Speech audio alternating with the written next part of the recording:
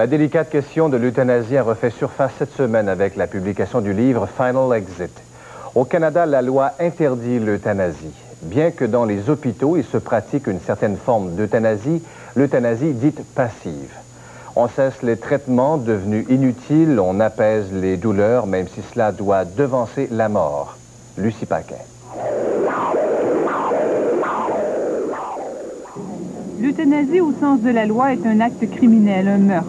Non seulement au Québec, mais à peu près partout dans le monde.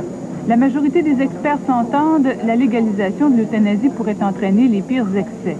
Ce qui se pratique actuellement dans nos hôpitaux et semble accepté, c'est une euthanasie dite passive. Cesser un traitement parce qu'il est devenu inutile, donner une médication qui va soulager la douleur, même si ça devait devancer la mort, pour moi, ce n'est clairement pas de l'euthanasie. Il y a un seul geste qui est de l'euthanasie, c'est la provocation directe de la mort de quelqu'un par compassion.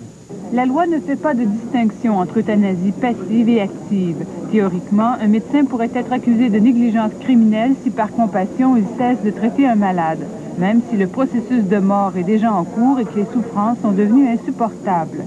Sans demander la légalisation de l'euthanasie, médecins et juristes voudraient que le code criminel soit clarifié.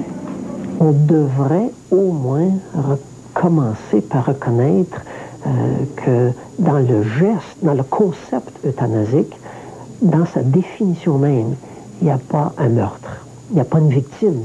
Je parle de l'euthanasie sur demande. Il n'y a pas une victime puisque la personne le demande. Alors que la loi actuelle met tout ça dans le même sac.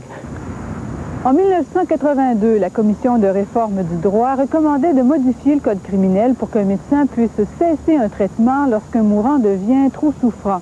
75% des Canadiens seraient d'ailleurs en faveur lorsqu'un patient en fait la demande. Du côté du gouvernement fédéral, on tarde à lancer le débat. Lucie Paquin, TVA, Montréal.